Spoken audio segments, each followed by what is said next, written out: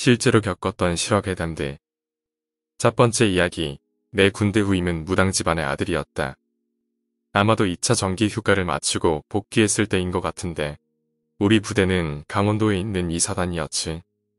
복귀하고 보니까 우리 분대에 아들 군번 한 놈이 들어왔어. 내가 분대장이라 대충 보니까 애는 좀 뚱뚱한데 싹싹하고 괜찮아 보였지. 내가 군대에 오기 전에 뭐 했냐고 물어보니까 무당집 아들이었다네. 당연히 궁금할 수밖에 없어서 막 꼬치꼬치 캐물었지. 좀 옛날이라 기억이 가물가물하긴 한데 얘네 집안이 아주 옛날부터 무당집이었고 할머니와 어머니를 거쳐 내려온 거라고 했어. 어머니가 얘까지 무당일을 시킬 수는 없다며 굿하는 거나 뭔 짓을 하는 걸 일체 못 보게 했었다 하더라고. 그러다 어느 날 호기심으로 어머니가 매일 기도를 하는 그런 곳에 가서 어머니가 하는 걸 따라 했는데 그대로 잠들었고 꿈속에서 자신의 이상형처럼 생긴 여자가 아무 말 없이 다가와서 자기를 꼭 끌어안아주더래. 그리고 어머니한테 자초지종을 말해주니까 그 여자는 수호령이고 그러니까 응령들한테서 자신을 보호해주는 그런 영이라고 하면서 영이나 무당에 관한 걸 알려주시곤 앞으로 더는 이곳에 발도 들이지 말라고 하셨지. 그 수호령이라는 게 사람마다 있냐고 물어보니까 있는 사람도 있고 없는 사람도 있는데 잘 없대. 우리 부대가 의병소까지 가려면 2km를 걸어가야 했지. 원래 1km 지점에 의병소가 있었는데 거기서 예전에 근무 서던 2명이 근무 중에 자살했다고 의병소 자체를 옮겨버린 거야. 어느 날 그 아들 군번 놈이랑 나랑 내 마투임까지 해서 의병소 근무를 들어갔는데 그때가 새벽 3시쯤인가. 내가 짬이 제일 높아서 사수였고 부사수가 무당 후임이었는데 밤이고 해서 무서운 이야기를 했지. 어느 부대마다 내려오는 위병소 이야기를 했어. 그런 이야기를 하다가 너 귀신 볼 수 있냐? 라고 물어보니까 자기는 실체는 못 보고 영이 떠돌아 다니는 것만 보인다네. 영이라는 게 공기처럼 주위를 떠돌고 있다고 하고 그리고 원한이 심하거나 속세에 대한 집착이 심한 영은 그림자처럼 진하게 보인다고 했지. 영들은 사람들이 귀신 이야기를 하면 주위에 몰린다고 하니까 그 어두컴컴한 곳에서 갑자기 소름이 돋아서 지를 뻔했어. 근무 교대하고 돌아오는 길에 그 예전 위병소가 있는데 가끔씩 선임들이 애들 겁주려고 저기를 찍고 오라고 하거든.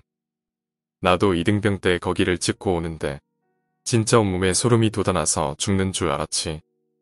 나도 귀신을 절대 안 믿는 편인데 그때가 내 생에 가장 무서웠던 순간이었어. 그 의병소가 약간 언덕 쪽에 있고 주위엔 나무들이 있어서 다른 곳보다 더 어둡고 왠지 으시시했어. 그래서 내가 그 무당 후임한테 저기는 영이 얼마나 있냐? 라고 물어보니까 정색하면서 저기는 진짜 가지 말라고 했지. 저런 곳에 함부로 가면 큰일 난다고 했어. 무당 후임이 진짜 들려준 에피소드가 수십 개는 되는데 내가 기억력이 안 좋아서 기억이 잘 안 나네. 얘가 또 볼 수 있는 게 검은 고양이 영체를 하고 있는 영이라고 하더라고. 이 고양이령을 보고 난 후에는 무조건 안 좋은 일이 생긴다고 했지. 신교대 때 잠을 자고 있는데 고양이 소리가 들렸더랬지. 그래서 잠에서 깨어나 창을 보니까 고양이령이 울면서 뛰어나가더래. 그리고 다음날 동기 중 한 명이 총기 사고로 죽었다는 거야. 군대 오기 전에도 고양이령을 3번 정도 봤는데 하나같이 그 다음날 모두 안 좋은 사건을 목격하게 되었지. 일종의 예지몽 같은 건가. 그리고 이놈은 정말 겁대가리가 없었어. 물론 선임한테 대하는 태도나 이런 게 아니고 그냥 귀신이나 이런 거에 대한 겁 자체가 없었지. 우리 부대가 워낙 산골짜기에 처박혀 있어서 어두침침하고 주위에 마을 하나 없어서 무서운 곳이 많았는데 이 무당 후임놈한테 갔다 오라고 하면 그냥 느긋하게 갔다 와서는 나쁜 영 같은 건 없다고 했지. 거의 정찰기 수준이었어. 그리고 사람마다 기가 있는데 기가 센 사람은 영 자체가 접근을 못한다고 했어. 기가 세면 가위나 이런 것도 잘 눌리지 않고 평생 귀신 한 번 못 보는 사람이 많대. 반면 기가 약하면 그 반대라고 하고 잘못해서 영이 많은 곳에 가면 많이 아플 수도 있다고 하더라고. 두 번째 이야기, 소름 끼치는 인도 여행.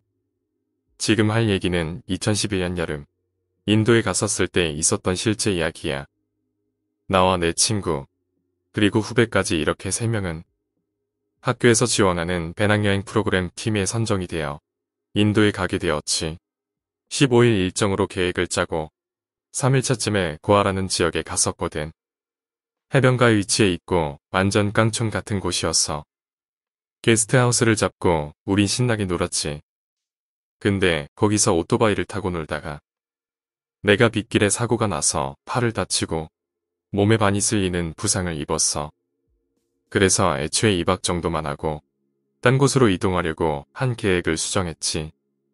병원을 다닐 동안 휴양을 하기로 했어. 이 몸으로 무거운 배낭도 못 들고 후덥지근한 날씨에 상처가 더 커질 수도 있으니까. 우리가 묵었던 게스트하우스는 길가에서 숲 쪽으로 들어가야 하는 곳에 위치해 있어서 밤이 되면 한 치 앞도 보기 힘들지만 자연 속에 있는 느낌이 있어서 마음의 안정 같은 걸 느끼기가 좋았지. 또 거기서 키우는 개도 3-4마리가 있는데 덩치도 크고 무슨 황소같이 생겼어. 근데 훈련을 잘 받아서 우릴 보면 꼬리도 흔들고 잘 반겨줘서 내 친구와 후배가 밖에 관광을 다니면 나는 집에서 개들하고 놀았지. 게스트하우스라 다른 여행자 몇 팀도 있어서 밤이 되면 저녁을 먹으면서 같이 술도 먹고 했어. 나름 이렇게 만족스런 휴양을 즐기고 있었는데 그날도 주류점에서 맥주하고 열대과일을 안주 삼아 먹고 잠에 들었지.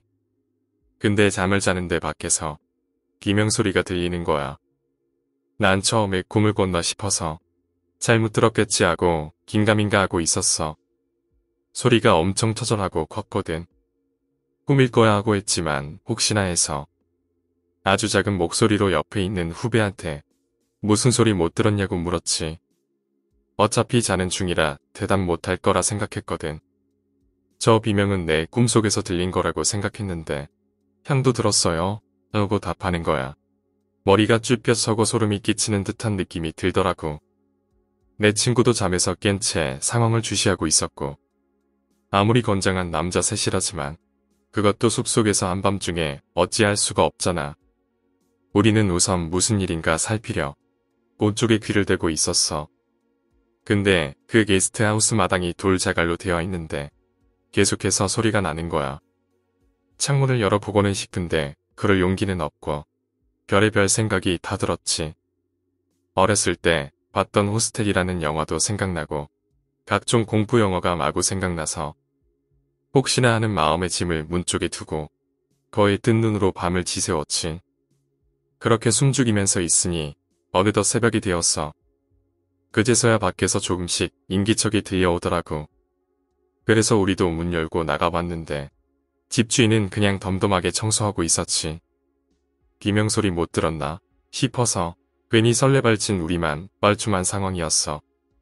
긴장감이 풀려 의자에 앉아있는데 거기서 키우는 개가 사람 팔을 물고 돌아다니더라고. 실제 사람 팔을 그냥 덜렁거리면서 물고 다녔지. 근데 더 웃긴 건 주인이 그걸 보고 아무렇지도 않게 팔을 뺏어서 숲 쪽으로 던졌어. 이게 컬처 쇼크인가 싶었지. 알고 보니까 그 지역에 여행자들이 많이 오고 해서 마약 거래가 활발히 이루어지는데 가끔 마약 판매상과 거래하는 사람 사이에서 트러블이 생기는 경우가 있거나 자기네들끼리 다투는 경우가 있는데 그럴 때마다 바닷가나 숲속에서 종종 시체가 나온다더군. 전날에도 그러한 일이 있었던 것 같아서 우리는 시겁했지. 그래서 현지인들은 외국인들 보고 해가 떨어지면 얼른 숙소로 들어가라고 붙잡으면서 얘기해 주더라고. 잘못 걸리면 흔적도 없이 사라지니까 말이지. 우리는 그 이후로 해가 떨어지면 밤 8시가 되기 전에 후딱 숙소로 돌아왔어. 큰 도시 아니면 아예 가지도 않았어. 근데 그 팔이 아직도 기억난다. 그런 걸 실제로 보게 될 줄이야. 괜히 밤문화를 즐긴다고 치안 안 좋은 곳에서 얼쩡거리다가 지워질 수 있어. 오늘 이야기는 여기까지입니다. 오늘 이야기가 재미있으셨다면 구독과 좋아요, 댓글 부탁드립니다. 댓글은 저에게 큰 힘이 됩니다. 감사합니다.